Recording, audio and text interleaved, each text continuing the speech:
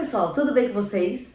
O vídeo de hoje eu vou falar sobre projeções cartográficas, que é um assunto dentro da cartografia muitíssimo importante, porque as projeções cartográficas são formas de representar a Terra no plano. Então, a gente sabe que a Terra ela é esférica, né? Ela é um geóide, ela é toda irregular, e desenhar toda a Terra, né? Todos os pontos da Terra esticados num plano não é tarefa fácil. E os cartógrafos, né, quebraram a cabeça ao longo de muitos anos para tentar desenhar da melhor forma possível. Porém, gente, o que vocês têm que saber é que não existe uma forma ideal. Todas as formas apresentam distorções, né? Porque algo circular, algo esférico, quando você vai esticar, ela vai distorcer em algum ponto. Então, hoje a gente vai conhecer quais são as principais projeções cartográficas, né? E os principais tipos, quais as mais famosas, as que mais aparecem nos vestibulares, nas provas e por aí afora. A gente vai começar com os tipos de projeções cartográficas. Então, a primeira delas é a cilíndrica. Na projeção cilíndrica, a folha ela envolve a Terra tangenciando no equador. Então eu falo que é onde a folha encosta, onde a folha rela. Se ela rela no Equador não terá grandes distorções. É onde vai ser mais real. Agora, nos polos, em direção aos trópicos e aos polos, aí distorce bastante. Então essa é a projeção chamada cilíndrica. A segunda projeção mais conhecida é a cônica. A folha, ela envolve a Terra encostando nos trópicos. Então, nos trópicos não tem tanta distorção. Já no Equador e nos polos tem, onde a folha não encosta. Ela é bastante usada para representar o hemisfério norte ou os países do hemisfério sul, mas mais no hemisfério norte, porque tira mais as distorções. E o último grande exemplo que a gente tem mais, viu, gente? Tem um monte de projeção, tem várias, mas eu só vou falar das que mais caem, as mais conhecidas, tá bom? O último tipo de projeção é a chamada azimutal ou polar, onde a folha encosta, tangencia, rela no polo. E aí, no polo não tem distorção. Nos outros lugares do mundo tem, né? Mas ela preserva aí as distâncias, por exemplo, de forma igual, porque o centro é o polo.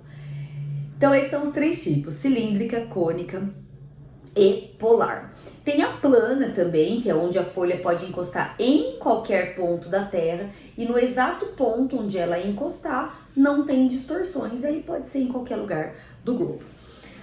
Dentro desses três grandes tipos de projeções, a gente tem aquelas que favorecem uma coisa e distorcem outras, e aí elas recebem também três nomes.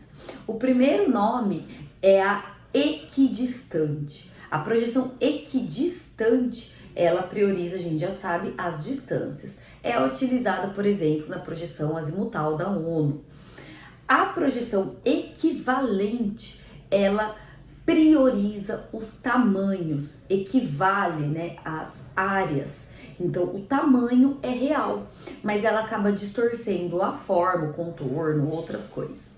E a projeção conforme. A conforme, o nome já diz, ela preserva as formas, os contornos dos continentes, mas ela distorce o seu tamanho, as distâncias, etc. Beleza, gente? Então, vamos agora conhecer as projeções mais famosas. A primeira delas, claro, um clássico, a projeção de Mercator. O Mercator, ele utilizou dessa projeção numa época muito específica da humanidade, a época das grandes navegações, das colonizações, porque essa projeção é a cilíndrica, então a folha rela no Equador e ela distorce quanto mais perto dos polos. Nessa projeção, a Europa está muito ampliada. Os países que se localizam no hemisfério norte estão distorcidos, estão maiores. Para identificar essa projeção, bate o olho na Groenlândia. Se você vir a Groenlândia bem grande, que ela não é tão grande, ela é representada quase que do tamanho da América do Sul. Porém, a América do Sul é muito grande, né, gente? Tem mais de 10 milhões de quilômetros quadrados e a Groenlândia tem só 2 milhões de quilômetros quadrados. E elas estão representadas do mesmo tamanho, ou seja, a Groenlândia está muito grande, além do normal. Ela foi usada nas grandes navegações para representar o poder do colonizador sobre o colonizado, ou seja, do norte sobre o sul, né? Do colonizador europeu sobre a América, sobre a África. Então, o Brasil, a América do Sul, a África são representados menores do que são.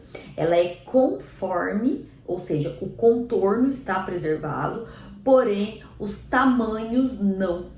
Então apresenta um grande exagero nas altas latitudes. Já a segunda famosa projeção é a de Peters, ou Peters, né? Gall Peters. Eles criaram uma projeção anos depois, já no século XX, que elas demonstram o tamanho real dos continentes. Então, não é distorcido o tamanho da Groenlândia, do hemisfério norte grande, América e África pequeno. Todos têm o seu tamanho real. A Groenlândia está pequena, é a dica de você bater o olho, ver a Groenlândia pequena, já sabe que é Peters. E a América do Sul e a África estão grandes, só que elas estão meio que compridinhas, assim, murchinhas, porque ele não preserva o contorno, mas o tamanho está real. Então, essa ficou conhecida como uma projeção cartográfica terceiro-mundista, porque ela valoriza, né, os países mais pobres do mundo apenas por mostrar o seu tamanho real, né, que a de Mercator já não fazia. Beleza, gente? Aí a gente tem a projeção de Robinson. O Robinson é a projeção que eu acho a mais bonitinha, assim, né? Que os continentes são bem menos distorcidos, nenhum exagero. Porém, ela não é nem conforme, nem equivalente. Ela distorce tudo um pouco, mas ficou mais agradável e menos exageros, tanto no tamanho quanto na forma, são mais reduzidas a de Robinson. E por último, a gente tem a representação usada na ONU. A ONU, ela escolheu a representação azimutal ou polar para dar essa ideia de equidade entre os países. Todos estão distorcidos, né? O centro é o polo, não é nem o hemisfério norte, nem o sul, nem, né, não prioriza nenhum continente, nenhum país, é o polo que sai o ponto de vista, e ela prioriza as distâncias, as distâncias entre eles estão reais, então é equidistante. Por isso que a ONU usou essa para dar esse ar de equidade entre os países do mundo. Beleza, gente? Então, sobre projeções, é isso, essas são as mais famosas, esses são os principais tipos e vale lembrar que todas têm distorções.